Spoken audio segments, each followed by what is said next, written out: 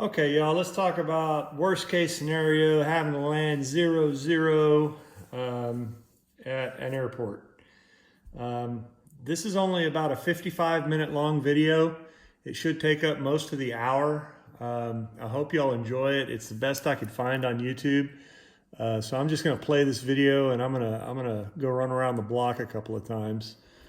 The darn marine layer. That darn marine layer. The entire region. We had headwinds instead of tailwinds. Imagine that. And remaining fuel won't get us to anywhere with weather above minimums. Oops. You think? Quite a predicament, Captain. Mm-hmm. Backed into this corner, our plan will be to shoot the ILS, declare an emergency, and monitor the autopilot right to the runway. That'd be good. All right, y'all, I'm just kidding. I just thought that was kind of a cool intro.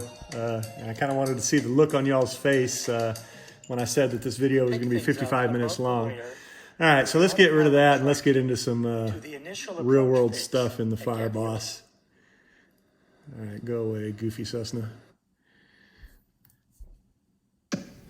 All right, so at this point, we're about 18 miles from Mineral Wells, and we just went into the clouds. And we got the weather at Mineral Wells. It's a quarter mile, ceiling indefinite, might even be 0-0. Fog is rolled in, and we've got to shoot an approach. And you see I'm kind of busy there on the iPad, punching some buttons, and I jumped down and I punched some buttons on the Garmin 635 to try and set myself up for a visual approach.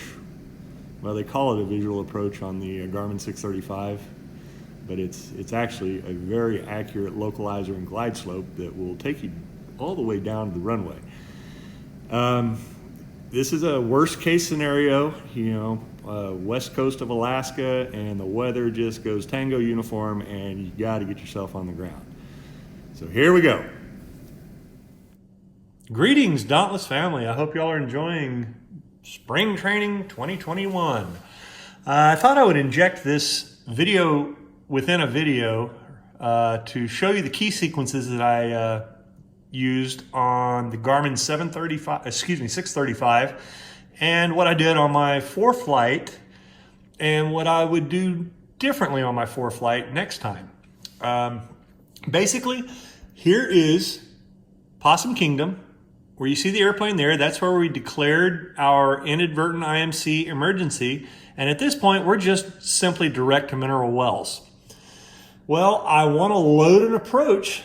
So I'm going to go into Flight Plan, click on Mineral Wells, load a procedure. I'm going to click on Approach, and I want the visual runway 31. And I'm going to load the approach, and I'm going to activate it. Boom. Now the approach is loaded, it's activated. So what does that do for us? That's going to give us localizer and glide slope information, very accurate localizer and glide slope information for runway 31. I mean, it'll take you all the way to the ground, as you'll see here in a minute.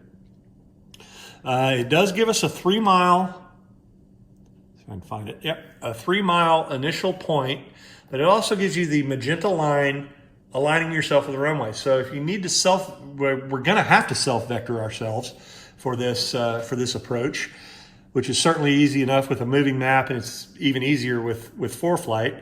Ideally, you're talking to ATC at this point in a real emergency, and they're giving you vectors and keeping you clear of other traffic and whatnot. But this is just a worst case scenario situation. You're on the west coast of Alaska, and you're gonna get fuel at Unalakleet and the fog rolls in, and all of a sudden it's 0-0 or close to it, and you have to shoot an approach.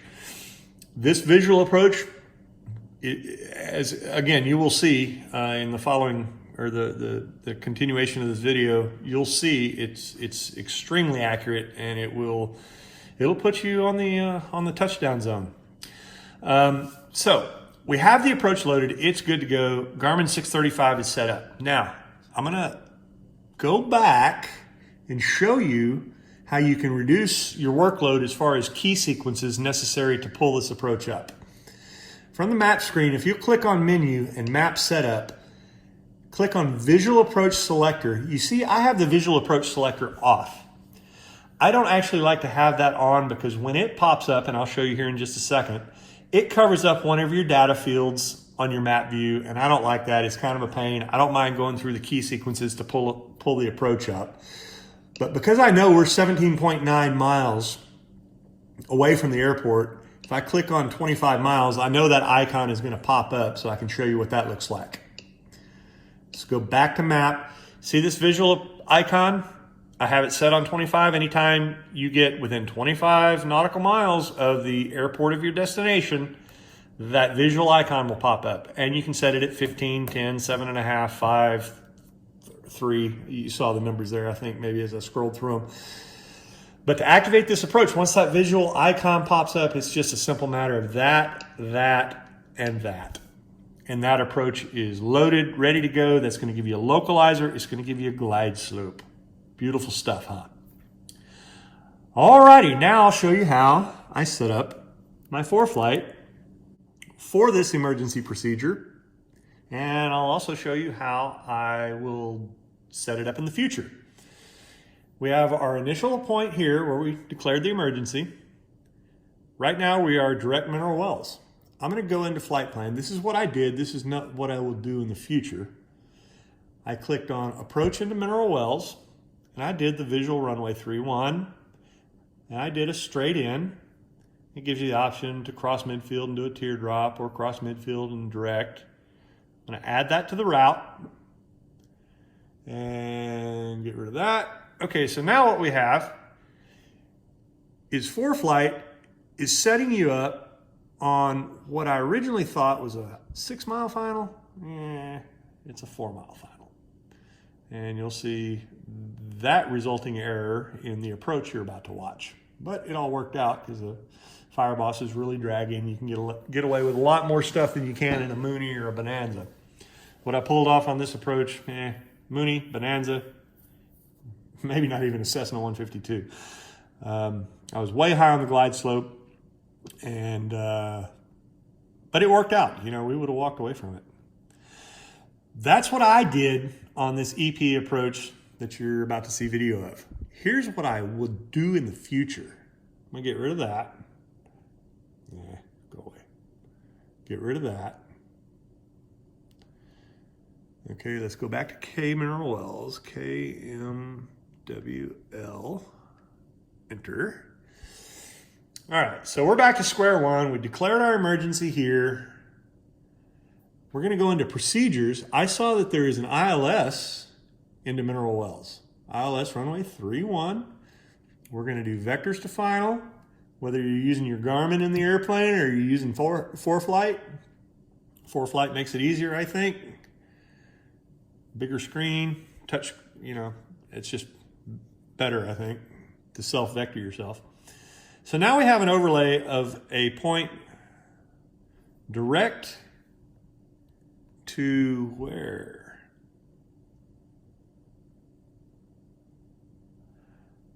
That's a 7.5 mile final, 7.6 mile final.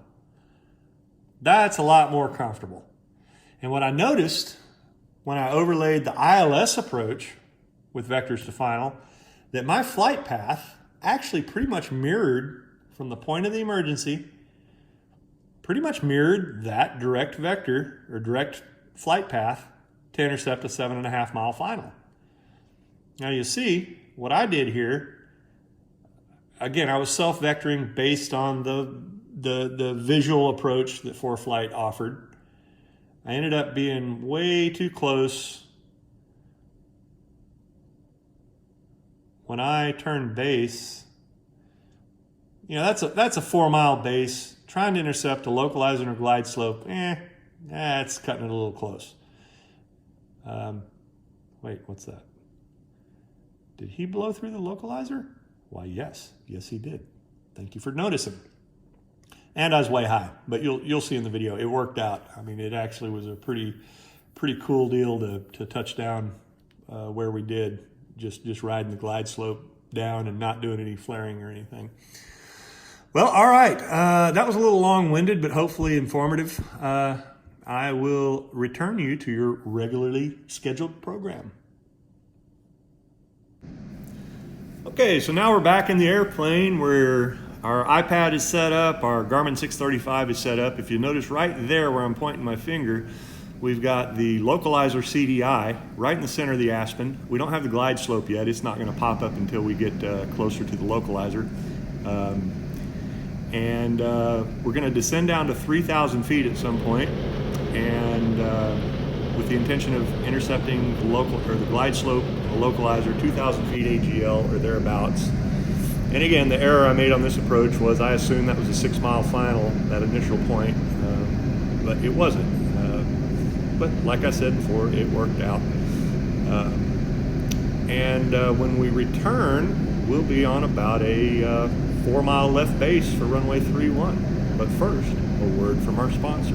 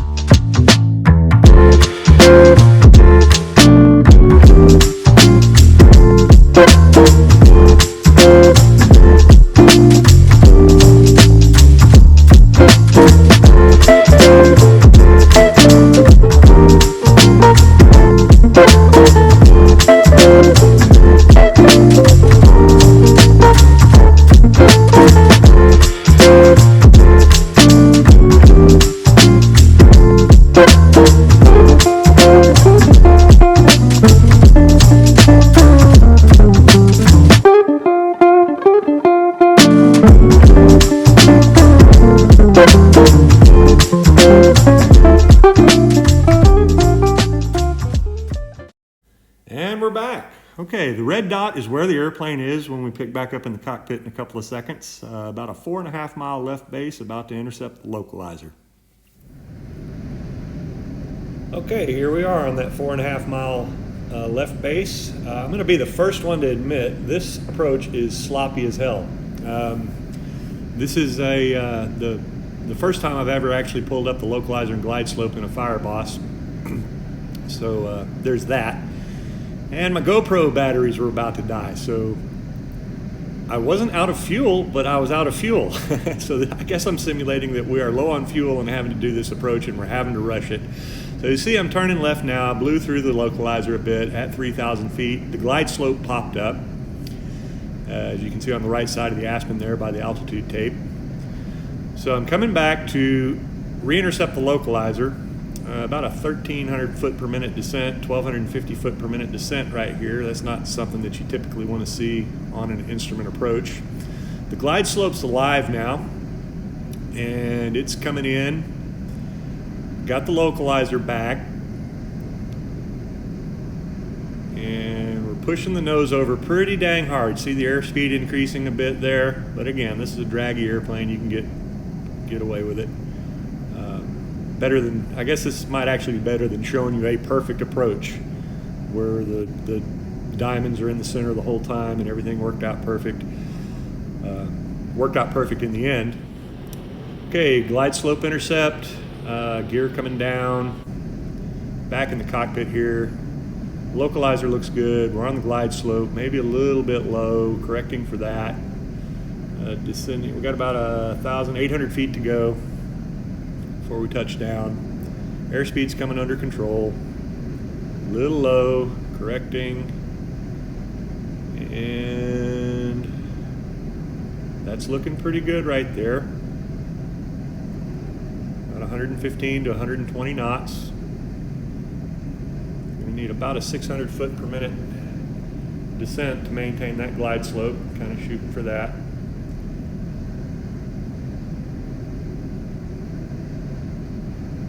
Localizer looks good, glide slope looks good.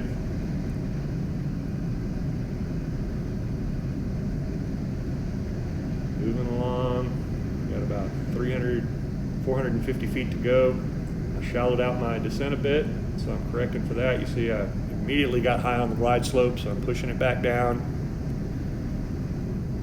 Airspeed indicator's bouncing all over the place. You think it's a little gusty that day. Coming back down on the glide slope, 250 feet to go. On the localizer, on the glide slope, 105 knots, 150 feet to go. Glide slope's good, a little bit low, correcting. Come on back, glide slope. 95 knots.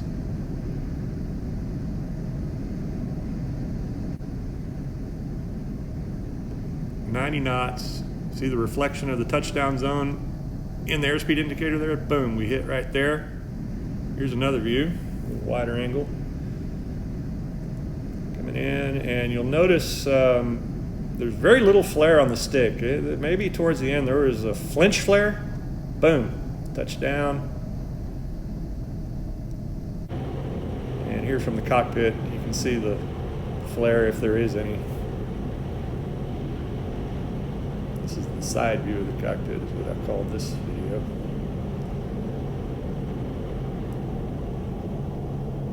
Boom. There it is. One bounce.